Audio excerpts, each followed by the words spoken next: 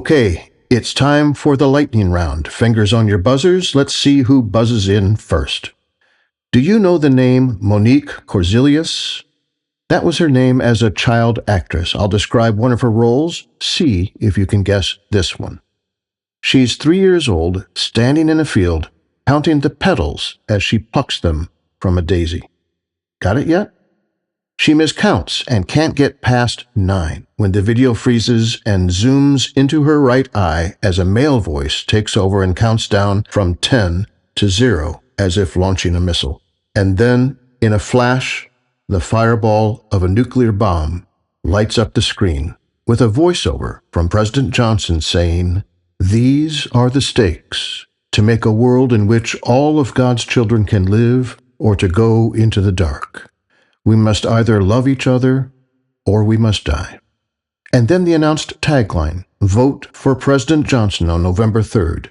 The stakes are too high for you to stay home." The unnamed but obvious target of the ad was Barry Goldwater, Johnson's Republican opponent. Goldwater had already floated the idea of solving the Vietnam War with nuclear weapons and had proclaimed extremism in defense of liberty is no vice, and moderation in pursuit of justice is no virtue. It's one of the most well-known political ads in U.S. history, but journalist Bill Moyers, who served as Johnson's press secretary, convinced the president to air the ad only once. But public reaction to that one airing was so strong that it provoked news coverage that kept the ad in the public's mind right through to Election Day, November 3rd, 1964. This episode is posting on November 3rd, 2024, exactly 60 years after that election, and also exactly 60 years after I first noticed my parents disagreed on something. One had voted for Goldwater, the other for Johnson, but they wouldn't tell Jan or me who had voted for whom, though it's obvious now.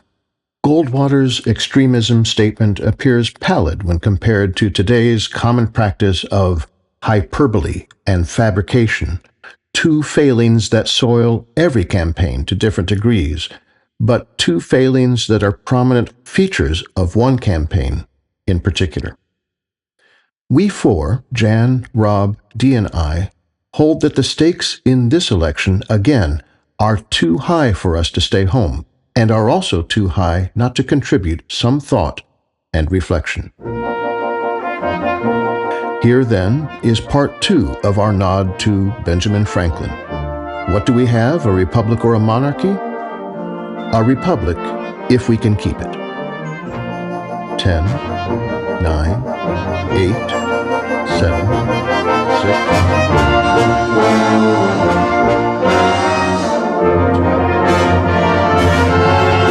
What are you drinking, Jim? Myself in Tanzania.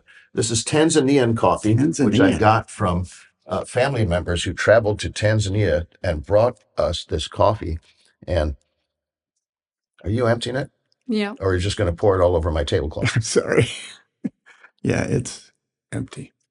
Suppose we had a spectrum of 1 to 5. 1 is far right, 5 is far left. Where would you put yourself on that? 3.5. Okay, Jan, where would you put yourself? 4. 4. Right? 4.5. 4.5. Ooh, Well, pushing the envelope. Yes. I'm trying to think of a reason not to say 5, but go ahead. I could say 5, but yeah, 4.5. 4.5. I would say 4-ish. 4. Okay, so we're all on the left side of center. Right. And does that play out with different issues? Probably, yeah. Because now everyone's going to start tagging us with different things. Well, what about the economy? What about the military? What about guns? What about abortion? What about free speech? What about book banning? Then there are a bunch of litmus tests that people are going to offer you. Let me just explain something about this. If somebody actually wants to know what I think, I'd be glad to have that conversation with them on any issue. If they want to assume what I think, that's their problem. So I'm declaring I'm going to plant my flag well left of center. And I can usually come up with a pretty good argument for why on specific issues. But I'm not, to be perfectly honest, not that interested in what somebody wants to tell me I am or wants to assume about what I think. I've had a lot of that in my life. There are people that may make assumptions about that, but unless they ask me and I have the conversation, I'm going to say they don't know. A lot of people don't want to have that conversation. True, Yeah. as I've experienced. Yeah. 4.75. What raised your temperature then? I don't know. That's more accurate, I just think. Okay. Do those numbers that you just given offer predictions on different topics? I think they do. Mhm. I mean, and that's reasonable for people to assume from who know me and who have listened to, and we've had some conversation about things. Yeah, I think that that's reasonable for them to assume certain things about me and my beliefs or my political beliefs. I have a really good friend who is currently Republican. They do not have a pro-gun position. They would be opposed to that. They would want gun control. And if I assumed that I knew their position, I would be wrong. Yeah. I would suggest the same is true of me on certain issues. You may generally be correct, but I don't enjoy a situation where people make those assumptions. I have been wrong about people when I have assumed their view on any number of issues because I thought I generally knew who they were. I fall where I do because I want to see things get done. And I feel that you need to be closer to center in order to get things accomplished. Now, there are certain issues I would say, yeah, I would probably fall on a 5 on that scale. But I realize you can't go to the extreme if you actually want to see action and legislation passed. I want to explain why I'm not a 5. The 5s and the 1s are so far each way that their positions are not negotiable. Mm-hmm. And I believe in being able to work across the aisle and come to compromise. You have to be like what you're talking about, Dee, Mm-hmm. getting things done. Yeah, Those two can't do that. right. And I am very close to those beliefs, perhaps, but I am open to, okay, I can come back this way Right, as long as we're making progress. right. Yeah, We get things done. yeah. Don't you think? I think that's why we make better advocates than politicians. Mm-hmm. You know, I can advocate for strong environmental legislation. I have to know going in that I'm not going to get everything I want because there's compromise involved. Right. And so for me, I work better from advocacy. What I loved recently, and this is charged, but I was so impressed by it that I'm going to use it, was Liz Cheney's endorsement of Mhm. Kamala Harris. And I loved it because they are very different. You know, I can't think of one time in my life I have been on the same side of an issue as Liz Cheney, Right. but I hold her in such high Oh, regard yeah. because she recognized their higher calling here. I think back to getting things done, Ted Kennedy and Orrin Hatch, who were on opposite sides of the spectrum, and they found ways to say, what do we have in common here to look for solutions? And they did that. Yes. They produced legislation together. And that, if I had a concern today, it is the death knell now to work with anybody with a different view than you. Right. Well, I mean, look at what happened with the border, because some of us have the memory of a goldfish. The Democrats Yes. gave on a lot of issues, which the left were not happy about. But the Republicans came together and they had an agreement. And we would today have a law passed. Right. But And a certain individual did not want the problem solved because it would take away what he was running on. He wants to run on the problem, not on the solution. he's not a serious person, as Well, we. no. But Well, the thing is that no one has been treated as poorly as Trump. And he says this Yeah. at the Lincoln Memorial, but I was treated worse than Lincoln. yeah, I don't like the name calling thing of calling him a whiner, so I'll let his words do it.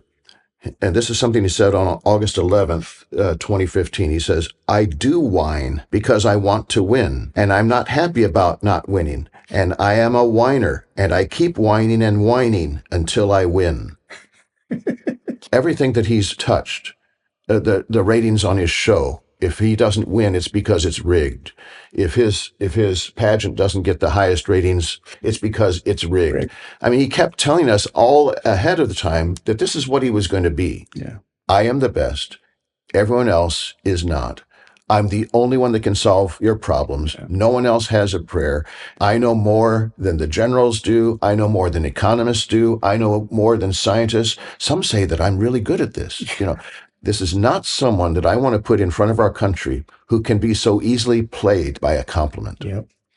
I don't want someone who can be so easily persuaded by money and a glad handshake to deal with our country's reputation, our country's finances, our country's future. I don't want that to be in his Christmas stocking. It's not competent conservative people making a case for less government. I got in trouble for this with some people because in 2016, I posted on my Facebook page the night of the election when I was in a fetal position that he's a con man. Well, he's a con man. And the very fact that somehow this election is close with the things that he says, the things that he does, the things he doesn't do is mind-blowing to me.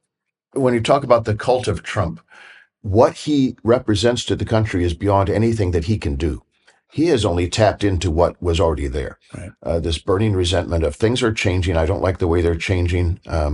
These people that have all this resentment, and he was able to say, hey, look to me. I'll tell you who your problem is. There he is over there. They're coming across the border. There he is over there. They've been in Congress too long. There it is over there. It's an activist judge. There it is over there. It's a university professor who's teaching critical race theory, or it's your elementary school teacher who's teaching critical race theory.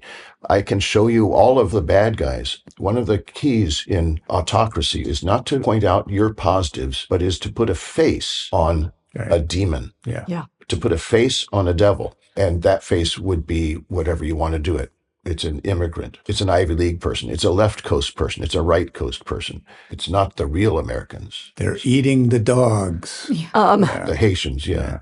There's so many things to say about this election. We could do several shows about this. We have. And I don't know how you're going to get this all out before the election. But I'll get it all out before the final recount. Yeah. if I could encourage people to do something, I would encourage them to take this seriously and to not vote based on a meme. Let me do this one. I might cut this out later. So I'm on Facebook and I see a post, and it's someone who has shared a post that someone else had copied and pasted. Okay. Yeah.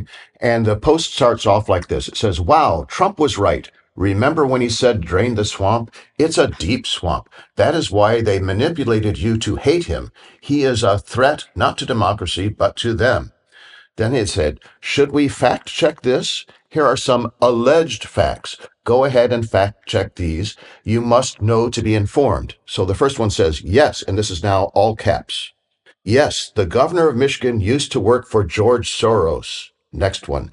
Yes, California Governor Gavin Newsom is Nancy Pelosi's nephew. Next fact. Yes, Adam Schiff's sister is married to one of George Soros's sons. Next fact. Yes, John Kerry's daughter is married to a mullah's son in Iran. Next fact. Yes, Hillary's daughter Chelsea is married to George Soros's nephew. And then it goes on to talk about Lord. Then it goes on to talk about how different news executives are related one way or another through different people who have served in administrations, because we have siblings. So what I did was I said, now, I don't want to come down too hard on this. And it said, go ahead and fact check. So I did. No governor of Michigan has ever worked for George Soros. Yeah. Gavin Newsom is not Nancy Pelosi's nephew. Adam Schiff's sister is not married to one of George Soros's sons. Adam Schiff does not have a sister. John Kerry's daughter is not married to a mullah's son in Iran, and Chelsea Clinton is married to, and I gave the name, who is no relation to George Soros at all. Foreign governments are trying to interfere with our election through misinformation. And I want to know, as a citizen of this country, as a patriotic citizen of this country, whose bidding am I doing? Am I on there using our enemy's propaganda to attack my government, as this person did? Or am I saying something that's true? So just fact check it.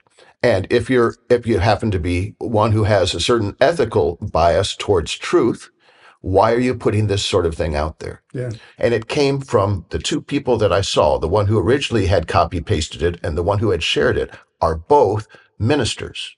They're both ministers. And it's a shame to the gospel and to their witness that they would post something like this, not having checked it themselves, or just saying, yeah, this makes me feel good, so I'll put this out there and I'll poison the waters this way. I want to know, how is this a patriotic thing? How is this a Christian thing? How is this an ethical thing? How is this serving our country? Yeah. So sometimes I just scroll by and just say, oh, bless their heart. And then there are other times when I look at it and say, I think there's something evil going on here, and I think this person is responsible. Yeah. The only time I ever hear the name George Soros is from conservatives. Yep. I would say the majority of Republicans or conservatives or MAGA people have no clue who George Soros is, except, oh, that's the guy we don't like, apparently. That's what it is. I mean, you don't tell me something real about him. You know, it's that the words that you use that are supposed to convey all this meaning, but you yourself don't understand what they mean. And you should leave that in. It's the poison that we put a label on something, then we poison that label, and then we accuse who we've labeled of everything that we've poisoned them on. It's, oh, you're a conservative. That means then, and here's my whole list against you. You're a liberal, and that means then, here it is. Here's my whole list against them. You know, I only want to research until I get to the point I want to get to. Yeah.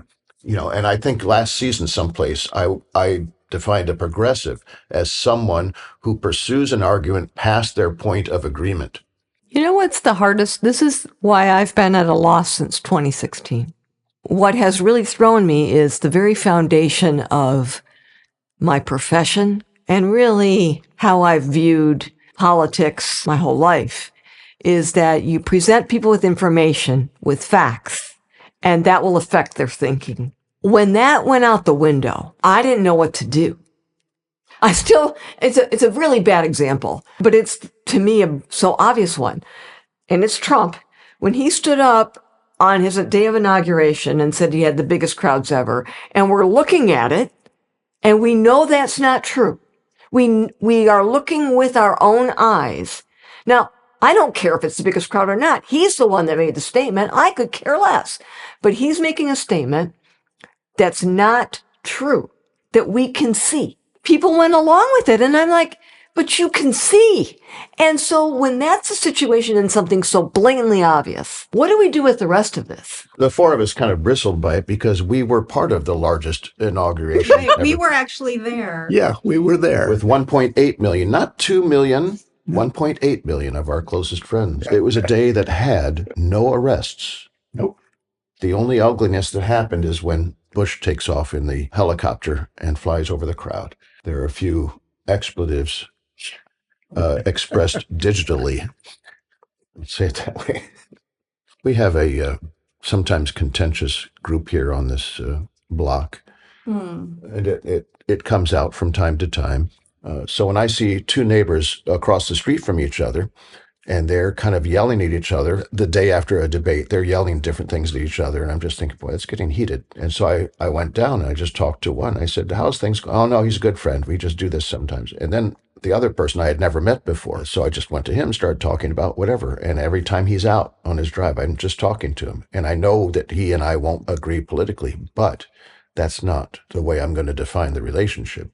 We have to be what we would want in other people. And that's, you know, if you want to look at... Do we have to? Well, it sounds trite, but you know what? I'll take it. I'll take doing that because we don't have a good situation right now in this country. And we can look at what's happened to the church as a result of where we are politically as an example of what happens when the church gets in bed with somebody for power, because that's what's happened. and we lose credibility. As the two pastors that you mentioned, Jim, posted, okay, how am I going to go to them with a spiritual problem when you say things that aren't true, that are easily discoverable as not true? Well, you turn the relationship around. They obviously need some pastoral care, and you could provide it. Well, that's true. I'm feeling positive about things. What's your reason for being positive, Rob? We were so far behind with Joe Biden, and in a very short time, we've caught up. According to everything, it's a dead heat. And we're not making the mistake that we made with Hillary, where we thought the polls were on our side and everything's going to be fine. Kamala never says we're ahead. Right. We are working from behind. She's got the best ground game that we've had in the history of Democratic elections. She's everywhere. She's got the best surrogates. We know as a fact that there are more of us than there are Republicans. Right. I mean, the last few Republican presidents haven't won the popular vote. Right. I think she's tapped into this latest generation, and if they come out like I think they're going to, I'm feeling good about that situation. Just a thought about the Electoral College that you were mentioning there, Rob. Since Ronald Reagan has left office in 1989, Republicans have won one popular vote, and that was in 2004 because we were in the middle of a war on terror. And if you go over American history, America has never voted out an incumbent during a war. Yeah. To talk about the Electoral College now becomes partisan because you frame it in that way. Democrats want to get rid of it. Republicans want to keep it. But they want to keep it basically because that's what keeps power with the minority. That's how they keep their hold on power, is they can do certain numbers a certain way. And then different people's votes count for something different. Another thing is the changing demographics. Three of us here are what are called baby boomers. The oldest baby boomers turn 78 this year. The youngest baby boomers turn 60 this year. And baby boomers die somewhere between 5,000 and 6,000 every day, which means there are roughly 15 million fewer baby boomers in this election than there were in 2016. 15 million fewer. And so if that is where Trump is trying to say that make America great again back when Leave It to Beaver was on TV or whenever it was great, that those people are not as available to him anymore. So I think there's a swing. But there it is. And be prepared for early voting, for mail-in voting. It was primarily the mail-in vote. Some on the right will not remember. It was primarily the mail-in vote that gave George Bush the presidency, because it was military, which was overwhelmingly for Bush in the 2000 election. Right. And it's those ballots that came in later that gave him the edge that he needed to claim Florida and therefore the presidency. So please don't just say mail-in votes are bad because, spooky things can happen. It's the way that the elections are run, and it's run very well. We're in times I've never seen, and I'm an old person. The country kind of hangs by a thread right now. Yes. The librarian in me wants to say, please use good sources of information. And if you're not sure what those are, find out and listen to another point of view. In the memorable Daisy ad, Johnson warned, "We must either love each other or we must die." That phrase echoes a poem by W.H. Auden titled September 1, 1939, which Auden wrote in response to the eruption of fascism in Europe. I'll use a stanza from that poem to close. All I have is a voice to undo the folded lie, the romantic lie in the brain of the central man in the street, and the lie of authority whose buildings grope the sky. There is no such thing as the state, and no one exists alone. Hunger allows no choice to the citizen or the police. We must love one another or die. Until next time.